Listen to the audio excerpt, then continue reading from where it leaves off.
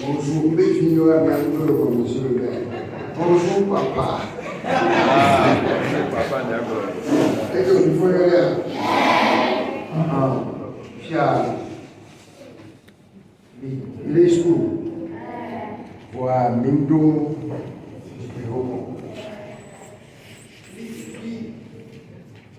il est school à l'école, ça va au school. Il y a le petit peu au bord à l'école. Pourquoi ça va mieux? Et vous pouvez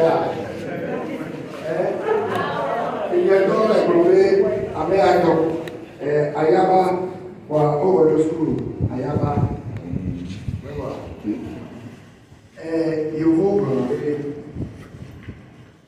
Vous êtes en situation d'inexistence administrative ou même, bon, je peux faire d'invisibilité administrative. Oh, les communes, il les voit mieux, les communes. Invisibilité administrative. Puis il y a nos visites. Voilà comme il y a insisté. Et là, il y a insisté. Bon. Il y a encore la vérité qui a loué. Il n'y a pas qu'à. La classe de l'eau. C'est Dieu. Moi, je dis, comment on a mis les pauvres, on a mis les pauvres.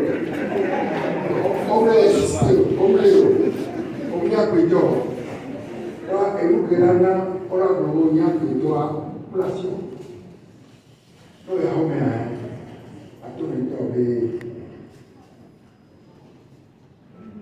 Et nous changeons de vie ici, car on a bien les autres. Et donc, il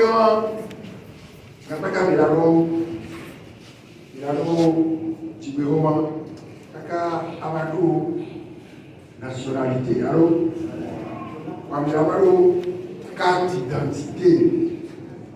Il y a un comité. Puis il y a les pauvres, invisible. Voilà. Il y a un acte de naissance, certificat de nationalité, carte d'identité. Amessian,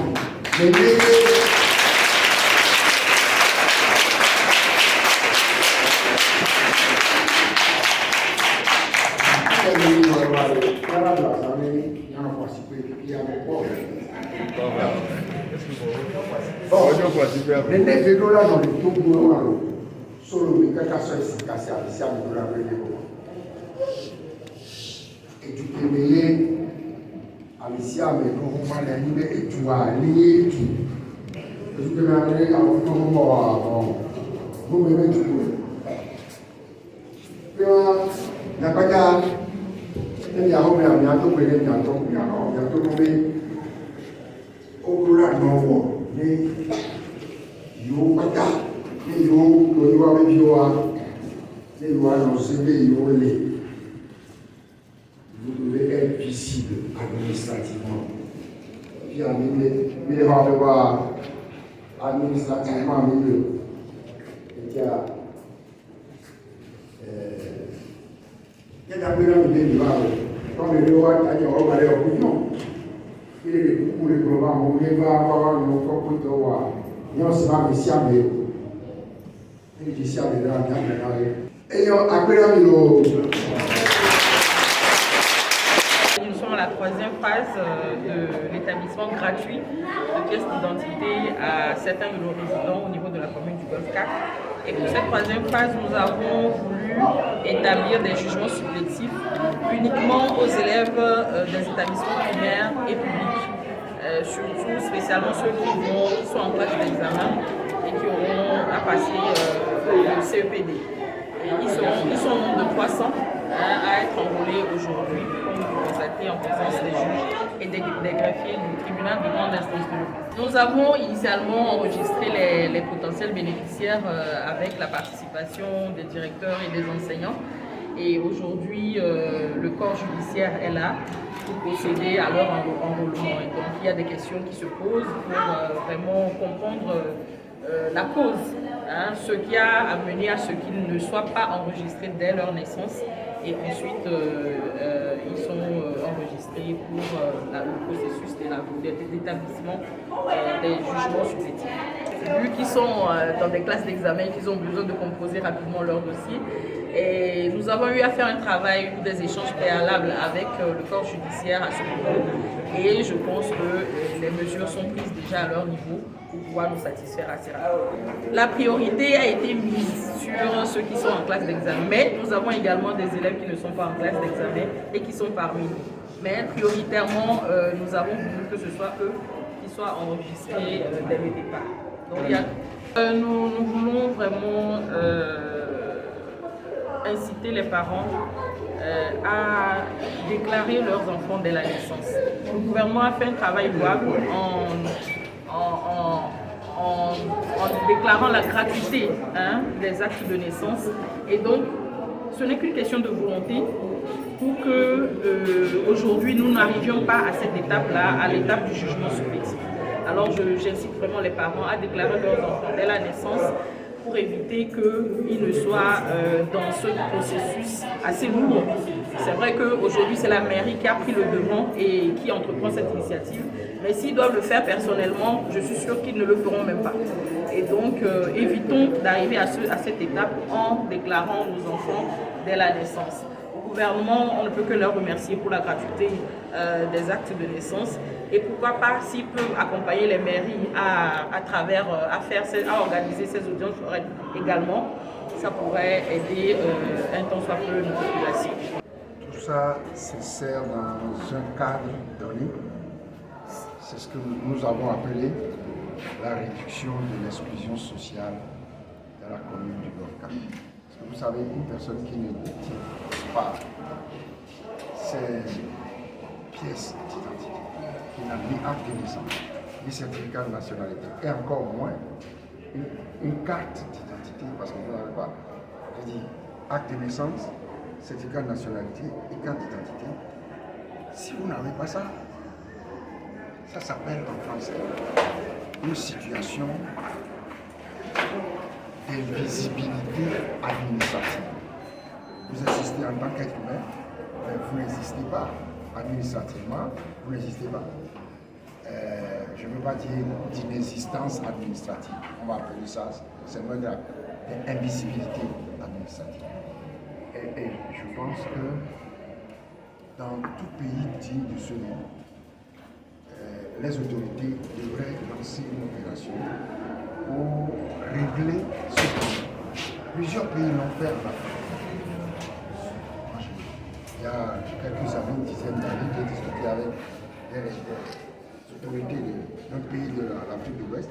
Ils avaient obtenu un financement scandinave des pays de l'Europe du Nord, la Suède, la Norvège, le Danemark, un financement scandinave pour régler ce problème et ils l'ont réglé. Est-ce que nous ne sommes pas préoccupés au Togo par cette situation? Il faut bien que nous puissions régler définitivement la situation d'invisibilité administrative de plusieurs milliers de Togolais. Ce ne sont pas nos actions de commune qui vont mettre fin à la situation. Nous continuerons à le faire. Nous sommes à la troisième phase. Bon, je dis petit à petit, mais il faut que l'État prenne le relais pour que définitivement on met fin à cette situation d'invisibilité administrative. Mais ça lui permet d'avoir, il est citoyen, il va travailler, il va payer des impôts, il va pouvoir aller à l'école. Donc toutes ces choses qui rendent un homme digne. Parce que ne pas posséder ces papiers, ça vous manque d'existence et on a le sentiment qu'on ne vous respecte pas, vous n'existez pas. Donc c'est une absence de dignité de celui qui est dans cette situation-là. Sa dignité n'est pas respectée, n'est pas reconnue. Ils sont là, nombreux malheureusement. Je ne pensais pas qu'il y aurait autant d'enfants. Parce qu'on a l'impression qu'on en parle, mais que la situation n'est pas réglée, elle continue. Vous voyez, tous ces enfants-là, qui sont nés il y a quoi? Il y a peut-être 10 ans, certains sont au CM2. Je crois que l'État devrait être un peu plus rigoureux dans ce domaine-là. L'État devrait sévir dans les villages, sévir. Un parent qui n'inscrit pas son enfant à l'école en raison de l'inexistence de papier, je crois que l'État devrait prendre des dispositions pour mettre fin à cette situation. Et moi, chaque fois que j'en ai l'occasion, je lance un appel aux autorités pour que cette situation-là ne continue pas. Ça n'est pas possible. On peut raconter ce qu'on veut. On peut se gargariser de tous les exploits qu'on veut. Mais quand on n'est pas capable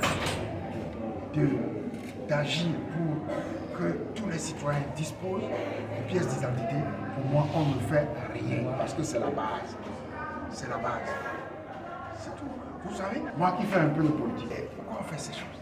Parce que c'est une situation, ça crée une situation de fraude électorale, de fraude à, comment on appelle ça, à la liste électorale. Parce que ça fait longtemps, depuis les élections de 2007, l'Union européenne a publié un rapport dans lequel on dit que plus de 70-75% des gens inscrits sur la liste électorale le sont par témoignage. Mais ça va durer combien de temps? Depuis 2007 à 2024, ça fait 17 ans. Ben, pourquoi on ne règle pas ça? Juste parce que ça permet de frauder. Ça permet de frauder à la liste électorale. C'est notre devoir de le dire et c'est votre devoir de le relayer. Ce n'est pas un crime que de le dire. Moi, je ne le dis pas pour moi. Mon père était très responsable parce que 3 jours après ma naissance, j'ai été déclaré, j'ai eu l'acte de naissance. 3 jours avec l'heure de ma naissance. Et ça fait 72 ans. Qu'est-ce que l'État fait pour ça? Moi, ça fait quelques années que je me bats pour ça. Et je le dis chaque fois que vous m'en donnez l'occasion. Et je dis que l'État devrait prendre ce problème à bras le corps et le régler définitivement pour que mes maigres sous soient consacrés à autre chose. Donc, je n'essaie pas de me substituer à l'État. J'essaie simplement de montrer une situation qui existe pour que l'État puisse prendre le relais, le faire. Simplement. Et je continue de dire, dans tout pays digne de ce nom, cette situation-là est réglée. Ça veut dire que le Togo n'est pas digne d'être un pays. Dans tout pays digne de ce nom. Donc, les 117 communes n'ont pas de moyens de coercition. L'État dispose de moyens de coercition pour régler ce problème. Parce que ça n'est pas normal que ça continue. Nous allons en parler tout le temps. Il va y arriver. Vous voyez, on est sorti de l'élection là. Vous avez vu les affiches. Quand on lit sur les affiches, on est dans un pays où tout va très bien. Et pourtant, on a une partie de la population qui est en situation d'invisibilité administrative. Ça dit, ils existent là. Les jeunes là, on ne les voit pas. Administrativement, ils n'existent pas.